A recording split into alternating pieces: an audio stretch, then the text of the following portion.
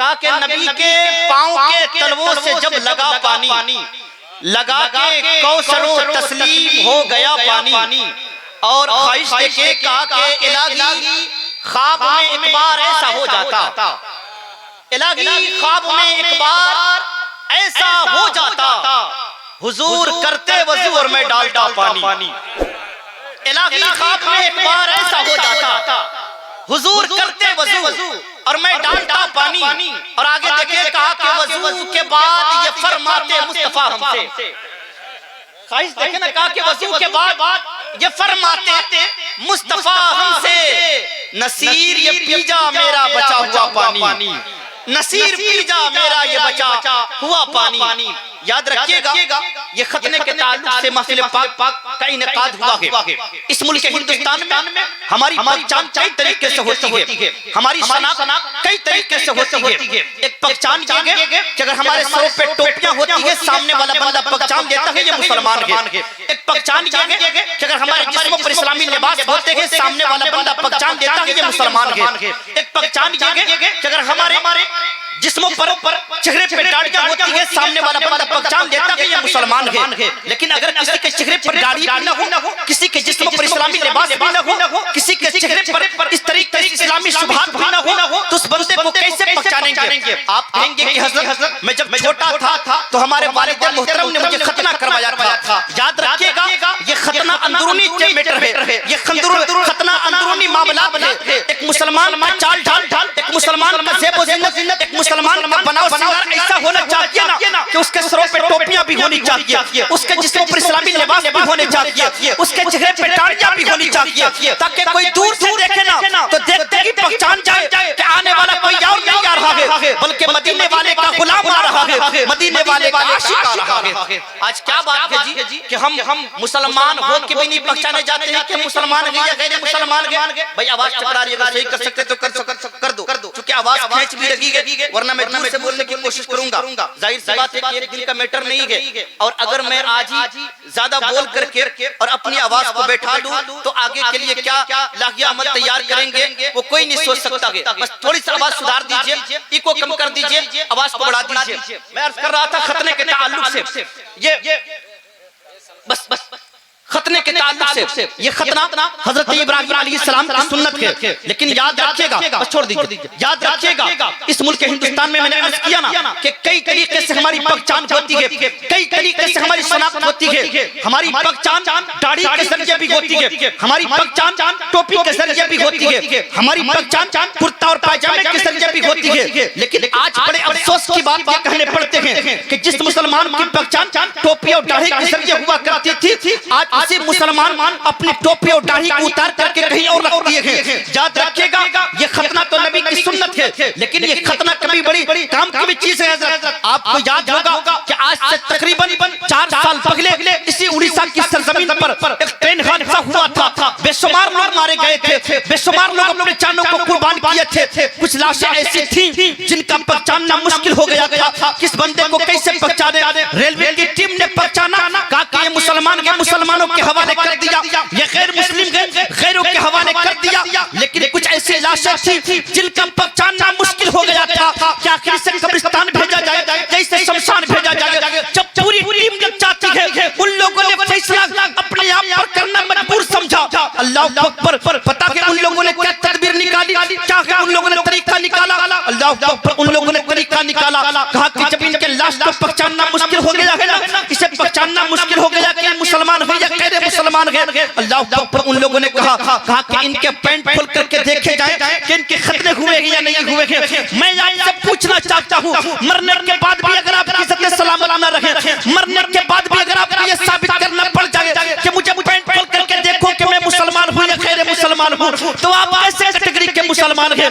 बल्कि आपका सेवा तो ये होना चाहिए ना, जब आप मरे तो इस अंदाज में मरे कि मैं वो सुन्नी हूँ जमीले कादरी, मरने के बाद मेरा लाशा भी कहेगा अस्सलातु वस्सलाम, मेरा लाशा भी कहेगा अस्सलातु वस्सलाम।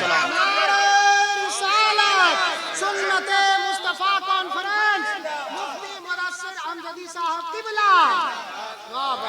लेकिन अफसोस का मकाम यह है कि मुसलमान हैं। मैं कहता हूं कि खतना तो यकीनन नबी की सुन्नत है। याद रखिएगा, और मैं किराम बैठे हुए हैं,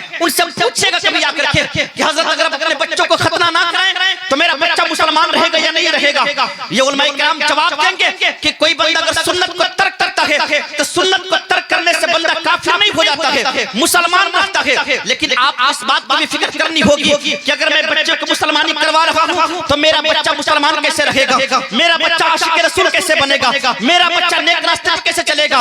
आज मुस्लिम बस्तियों का जायजा लीजिए, आप याद रखिएगा आज सबसे ज्यादा शराब पीने वाले मुसलमान के बच्चे हैं, सबसे ज्यादा जुआ खेलने वाले मुसलमान के बच्चे हैं, सबसे ज्यादा ज़िना करने वाले मुसलमान के बच्चे हैं। क्या बात है जी कि आपकी मेहनत से आपका बेटा यकीनन दुनिया के तमाम तरह के डिग्रियों को हासिल कर लेता है। जब आप मेहनत करते हैं तो आपका बेटा डॉक्टर बन जाता है, आप मेहनत करते हैं तो आपका बेटा इंजीनियर बन जाता है, आप मेहनत करते हैं तो आपका बेटा दुनिया के तमाम तरह के डिग्रियां हासिल करके लायक फैक बन जाता है। लेकिन आपकी मेहनत से आपका बेटा हाफिज कुरान नहीं बन पाता है, आपकी मेहनत से आपका बेटा कारी कुरान नहीं बन पाता है, आपकी मेहनत से आपका बेटा कम से कम इतना भी नहीं बन पाता है कि आपके मरने के बाद आपकी कमर पे फातिहा पढ़ सके। याद रखिएगा आप अपने बच्चों की इस्लाह बनाए ना, वो जब मरे तो कहें या रसूल सलाम उन्हें जाना उन्हें माना न रखा गैर से काम, लिल्लाहि हम्द में दुनिया से मुसलमान गया, लिल्लाहि हम्द में दुनिया से मुसलमान गया। याद रखिएगा अपने बच्चों को दीन पढ़ाने की बहुत जरूरत है। आज इर्तिदाद के इतने मसले आ रहे हैं, आज आप देखते होंगे कि आज हमारे बच्चे यकीनन बेराहमी के शिकार हैं, हमारे बच्चे यकीनन हमारी बात नहीं मानते हैं। हर दूसरा बंदा कहता है हजरत कोई तावीज दे दीजिए ना, हमारा बेटा हमारी बात नहीं सुनता है, हमारे घर वाले हमारी बात नहीं सुनते हैं। मैं अर्ज करूं याद रखिएगा आज जहातों का आलम ये है, कारी जौहर साहब अगर तरबियत लोग नहीं देते हैं ना तो इमाम के पास आते हैं। आज जहातों का मामूल ये है कि जो ही शाम होती है ना, जो ही रात होती है तो मगरिब से पहले अपनी मुर्गियों को अपने जानवरों को लोग उसके इबादत और उनके गाहों तक पहुंचा देते हैं, उनके आराम गाहों तक पहुंचा देते हैं। अगर एक चगना भी ना मिले ना पता है लोग पूरा का पूरा मोहल्ला छान डालते हैं कि आज मेरी एक मुर्गी नहीं मिल रही है, आज मेरा एक चगना नहीं मिल रहा है। आपको चगना की इतनी फिक्र है, लेकिन 12 बजे रात तक आपका बेटा शराब के किन अड्डों को आबाद कर रहा है इसकी फिक्र नहीं है। 12 बजे रात तक आपके बेटा जुए के किन अड्डों को सैराब कर रहा है इसकी फिक्र नहीं है। याद रखिएगा अपने बेटों को सही तरबियत आप नहीं दीजिएगा ना तो इमाम साहब से ताबीज क्या पूरा का पूरा इमाम साहब को गले में लटका लीजिए, कुछ होने वाला नहीं है। क्या समझा आपने? सही तौर पर अपने बेटों को तरबियत देने की जरूरत है। आज लोग कहते हैं कि नहीं हजरत शराब के खिलाफ मत बोलिए, जुआ के खिलाफ मत बोलिए, गेम के खिलाफ मत बोलिए, जो बेराहमी है उसके खिलाफ मत बोलिए। आज हम इतने जलसे करते हैं, इतने जुलूस करते हैं, इतने प्रोग्राम सुनते हैं, लेकिन आज तक हमें ये मालूम नहीं हुआ है कि गुस्ल में कितने फराइज हैं, नापाक अगर हो जाए तो पाक होने का तरीका क्या है, हमें ये मालूम नहीं है। हम बस ये है कि जलसा तफरीह तबाह के लिए सुन रहे हैं। याद रखिएगा जिस जलसे से अगर आप एक मसला जान करके नहीं उठिएगा ना तो वो जलसा कामयाब नहीं होता है, बल्कि वो जलसा यूं ही बेकार हो जाता है। क्योंकि जलसे का मकसद ये होता है कि लोग नमाजी कैसे बने, जलसों का मकसद ये होता है कि अगर कोई शराबी हो तो शराबी से तौबा कैसे करे, जलसों का मकसद ये होता है कि लोग इस तरीके से बेराहमी के अगर शिकार हैं तो राह रास्त पर कैसे आए, ये जलसों का मकसद होता है। लेकिन आज हम सिर्फ नामो नमूद के लिए काम कर रहे हैं। याद रखिएगा मैं भी लातेगार में रखता हूँ, अपने बच्चों को दीन पढ़ाने की जरूरत है। हाजी साहब एक मेरे पास आए और आने के बाद कहते हैं कि मुफ्ती साहब मैं अपने बेटे के लिए एक रिश्ता देखने जा रहा था, मेरा बेटा यकीनन मेरा पोता यकीनन नमाजी था, बाशरा था। जब मैं रिश्ता देखने जा रहा था ना अल्लाह अकबर, वो कहते हैं कि जब मैं रिश्ता के लिए घर से निकल रहा था तो मेरे पोते ने कहा कि दादाजी अब रिश्ता देखने जा रहे हैं ना तो लड़की वालों से दुनियादार वाला सवाल मत कीजिएगा, लड़की वालों से ये ना पूछेगा कि तुम्हारे खानदान क्या है, तुम कितनी पढ़ी लिखी हो, तुम्हारा घर क्या है, ये न पूछेगा। कहा बस इस्लाम का एक छोटा सवाल कीजिएगा, उस सवाल का जवाब मिल जाए ना रिश्ता मुकम्मल कीजिएगा, आ जाइएगा। अल्लाह अकबर। हाजी साहब का कौल है कि जैसे ही मैं रिश्ता देखने गया खान पान के बाद जो ही लड़की आई तमाम घर वाले मौजूद हैं, रिश्तेदार मौजूद हैं, तमाम खानदान वाले मौजूद हैं।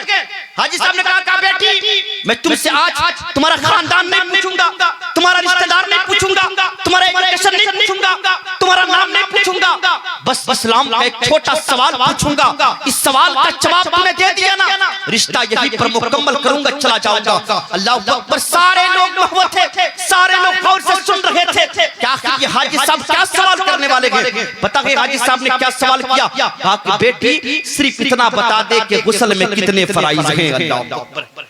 वो डबल ए में की हुई लड़की, वो हाई फाई पढ़ी हुई लड़की, इस्लाम का सबसे छोटा सवाल गुस्ल के कितने फराइज हैं इसका जवाब ना दे पाती है। अल्लाह अकबर। हाजी साहब ने कहा कि बेटी तुमसे मेरी कोई शिकायत नहीं है। जिस लड़की को ये मालूम ना हो कि नापाक होने के बाद पाक होने का तरीका क्या है, ऐसी लड़की हमारे घर में रहने के लायक नहीं है। हम ऐसी लड़की तलाश करते हैं, हम ऐसी बहू तलाश करते हैं। आज तक हम पहली अगुआ से बात कर लेते हैं कि कितना माल देगा वो, कितना पैसा देगा वो, 4 व्हीलर देगा कि नहीं देगा, ये पहले तय करते हैं। आज मैं आपको एक मसला बताता हूँ और आपके पैरों तले से जमीन निकल जाएंगे कि नेक बहू तलाश करने का नतीजा ये होता है। और नेक बहू लोग तलाश नहीं करते हैं तो उसका साइड इफेक्ट ये होता है। आज जितने लोग बैठे हुए ना, कम से कम 50 लोग बैठे हुए होंगे। आज आपने कपड़ा किससे धुलवाया? ये कपड़ा किससे धुलवाते होंगे? अपने घर की खवातीन से धुलवाते होंगे, अपनी बेटी से धुलवाते होंगे, या अपनी माँ से धुलवाते होंगे, अपनी बहू से धुलवाते होंगे, अपनी बीवी से धुलवाते होंगे।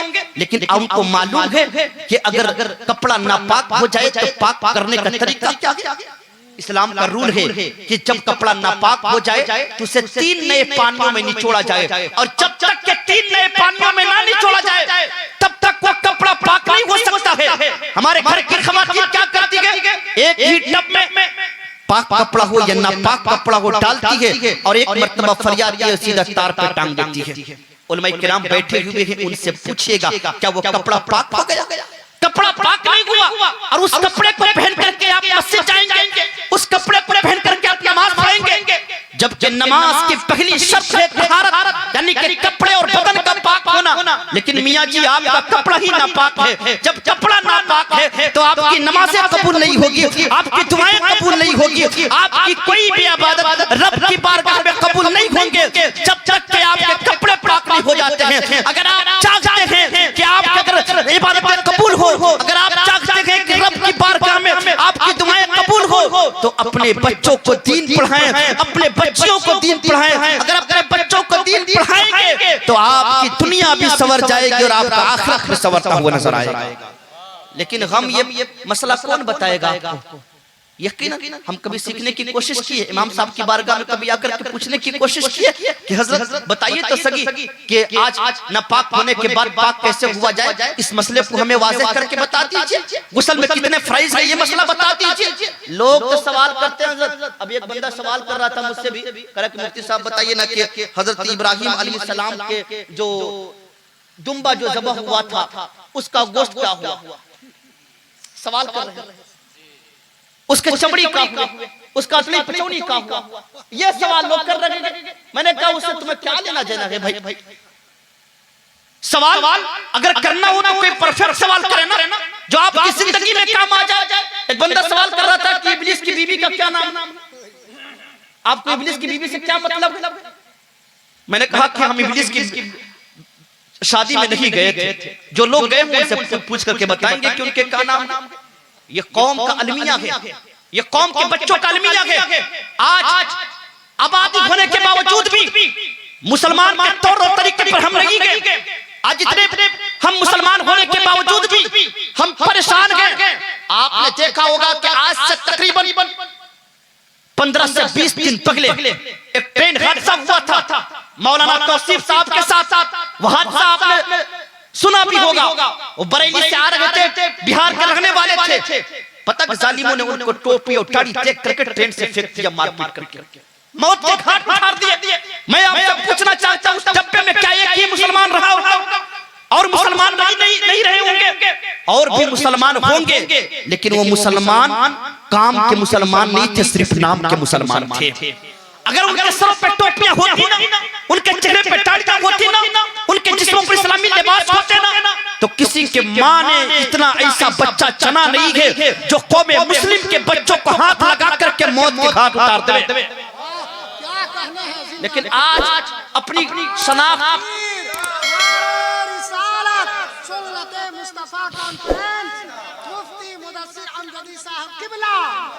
आज पूरी दुनिया अपनी शनाख्त के लिए लड़ रही है। मैं आखिरी बात अर्ज कर रहा हूँ, इस मुल्क हिंदुस्तान में 25% हमारी आबादी है, 25 से 30 करोड़ की आबादी है, लेकिन मुसलमान पहचानने में नहीं आता है। आज ये मानत गोरिया में जितने नौजवान बच्चे हैं उनको खड़ा किया जाए और 10 मुस्लिम बच्चों को रखा जाए और 10 गैर मुस्लिम बच्चों को रखा जाए, आपस में मिला दिया जाए, किसी को बोला जाए कि आकर के इसमें छांट करके बताइए कि कौन मुसलमान है कौन गैर मुसलमान है, पहचानना मुश्किल हो जाएगा। ये कड़वी सच्चाई है, लेकिन मुसलमान हम खुल करके हैं। याद रखिएगा, इस मुल्क हिंदुस्तान में कौम के जिस कौम का नाम सिख कौम है वो 2.5% है। अब पता है 2.5% होने के बावजूद भी वो जब पीएम की कुर्सी पर भी बंदा होता है ना तो अपने सर से पगड़ी नहीं उतारता है। ये अपनी कौम की शनाख्त है। हजारों के और लाखों के मजलिस में भी होता है ना, ऐसा बंदा पहचाना जाता है कि कौन सी आबादी है। लेकिन आज हम लाखों की आबादी में होते हैं ना तो हमें सोचना पड़ता है कि इसमें कोई मुसलमान है या नहीं है, हम किस बंदे को सलाम करें या किस बंदे को सलाम ना करें। ये कौम की अलमिया है। जहाँ खतना कराना सुन्नत है ना वही चेहरे पे दाढ़ी सजाना भी सुन्नत है। जहाँ खतना कराना सुन्नत है ना वही जिस्मों पे इस्लामी लिबास पहनना भी सुन्नत है।